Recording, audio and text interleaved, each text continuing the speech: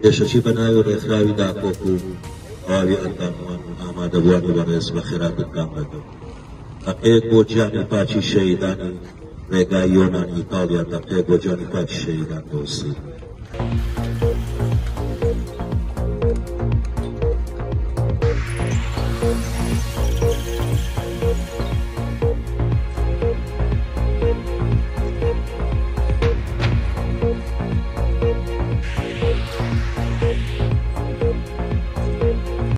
ئامادەبوانی بەڕێز خەڵکی کوردستان ڕۆژنامەنووسانی ئازادی خواز چالاکوانان ڕۆژی 36/2024 ڕۆژنامەنووس سلێمان ئەحمەد دادگایی دەکرێت.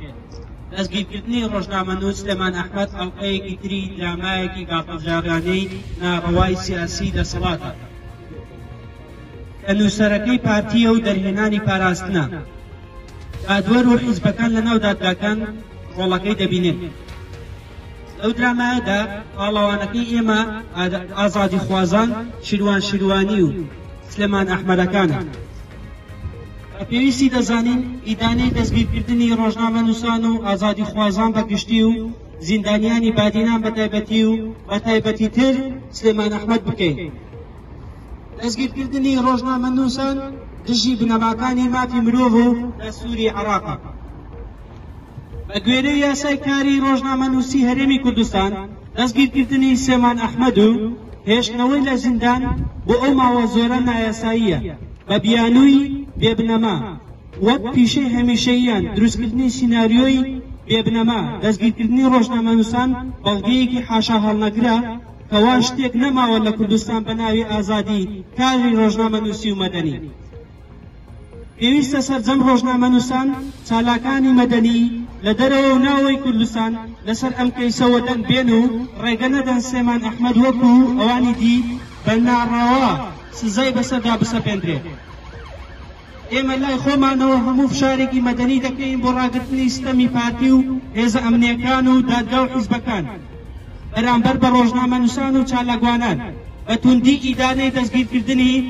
سلێمان ئەحمەد دەکەین. ڕێکخراوی داکۆک بۆ ماف و ئازادی هەینی 28/6/2024 بەریتانیا گڵاسگۆ. بەرهەمهێنی قەیرانن دایمەن لە هەندەرانن حکومەتێکی بێموچە هەمیشە مایە پوچە تامە بوو چاکسازیتان چیتان دەستە و لە دزیتان. سەرەتا زۆر سوپاس بۆ هەمووتان خێراتنی هەموو لایەک دەکەین. ئەم پەیامان پێشکەشان دەکەین بەداخەوە لە کەناراوەکانی ئیتاڵیا بەلەمێک بەرد و هەفتە لە ئێستا بە 70 سەرنشین و شێر ئاوکەوت و کە لە کاتێکدا زۆربەی سەرنشینەکانی کورد بوون. بەداخەوە پارتی و یەکێتی دۆسەخێکیان بۆ ئەم خەڵکە ڕوخساندووە کە خەڵک ڕێگەی مەرگیشی پێ باشتر بێت لەوەی ژێر دەسەڵاتی ئەم دوو پارتە فاشلەیە بژی کە تەنها خەریکی دیسی گیرفانی پڕکردنی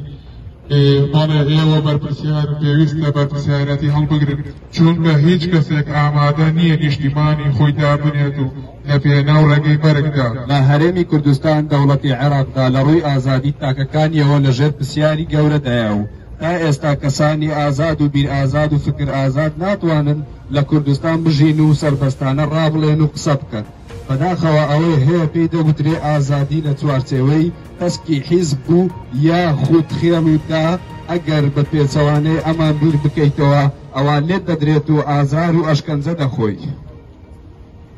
لە ماوەی ڕابردوودا چەندان پێشێلکاری دژ بە کەسانی ئازادی خواز کراون و تەنانەت هەندێکیشیان کوژراون و تەرمەکانیان پاش چەندان ڕۆژ دۆزراوەتەوە.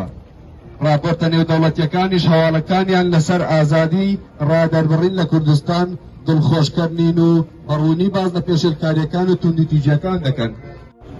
سەرەتا سڵاوی ئازادی بۆ ئامادوانی بەڕێز و کوردستانیان و ئازادی خوازان سلێمان ئەحمەد ڕۆژنامەنووس و هەواڵسازی بەشی عەرەبی ئاژانسی ڕۆژنوویس لە پاشەوەی بەشداری کرد لە پرسەی باوکی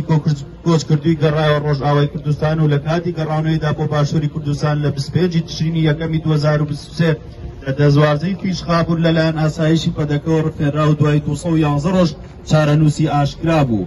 بۆ ماوەی 6 مانگ نە ئێمە و ناخانەوادەی و نەپارێزاران و هیچ زانیارێکمان نەبوو لەبارەی سلێمان ئەحمەدەوە لەکوێ زیندانی کراوە تەنها ئەوە نەبێت کە دەمانزانی زیندانی تاکەسی و لەژێر ئەشکەنجەیەکی قورسی دەرونی و جەستەییدایە تا بستودی مانگی ئایر کە دوای 6 مانگ پارێزەران توانیان سەردانی بکەن و مافی وەربگرنەوە کەیسەکەی وەک پارێزەر بەدەست بێنن لە دەستگیرکردنەوەشی تا ئەو کاتە هیچ زانیارێک لەبارەوە نەبوو دوای ئەوەی ماوەیەک بۆ یەکەم جارتوانی پەیوەندی بە خێزانەکەیەوە بکات ئەوەش تەنها بۆ ماوەی 2 خولەک ئەم مامەڵە نایاسایی و نائینسانی و نابەجیانەی پارتی دەسەڵاتی هەرێمی کوردستان بەرامبەر ڕۆژنامەنووس و دەنگە ئازادەکان دەمانباتەوە یادی ڕژێمە دیکتاتۆرەکەی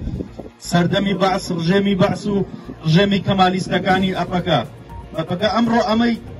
شکستی دیکەی ئەو دەسەڵاتەیە لە بواری ئازادی ڕۆژنامەگەری وەک پاڵەیەکی ڕەشی بە نێوچەوانی دەمێنێتەوە تۆمارکردنی ڕۆژنامەنووس سلێمان ئەحمەد بە تۆمەتی سیخوڕیکردن و هێشتنەوەی لە زیندان بە بیان و سیناروی جیاواز و مای قوبوڵکردن نییە پێچەوانەی هەموو یاسا و بەرەکانی هەرێمی کوردستان و بەندەکانی مافی مرۆڤ و یاسا نێودەوڵەتەکان پێویستە بەرپرسانی هەرێم کوردستان بەبێ هیچ مەرجێکی دەست بەجێ سلێمان ئەحمەد ئازاد بکەن و هەموو تۆمەتەکانی لەسەر لابدەن لێرەوە وەک ڕۆژنامەنووس و چالاکوان و ئازادی خوازان داوای لە ڕای گشتی نێودەوڵەتی سەرجەم ئەو ڕێکخراوانە وڵاتانە دەکەین کە بانگەشەی ماف و مرۆڤ و ئازادی و ڕۆژنامەگەری و دادپەروەری دەکەن لەم کەیسە بەدەنگ نەبن و فشار بخەنە سەر دەسەڵاتدارانی پارتی هەرێمی کوردستان و بۆ ئازادکردنی ڕۆژنامەنووس سلێمان ئەحمەد کە بەنیازن لە دادگایەکی پڕ لە فرت و فێڵ و حیزبی دادور لە یاسا و دادپەروەری و بە هەمان سینارەی زیندانیانی بادینان لە 30 مانگە سلێمان ئەحمەد دیش سزا بدەن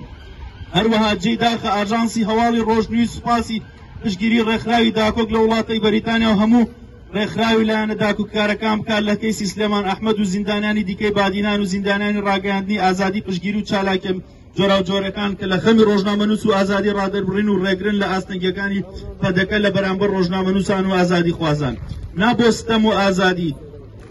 ئازادی بۆ ڕۆژنامەنووس سلێمان ئەحمەد دەستان خۆش بە زۆر سپاس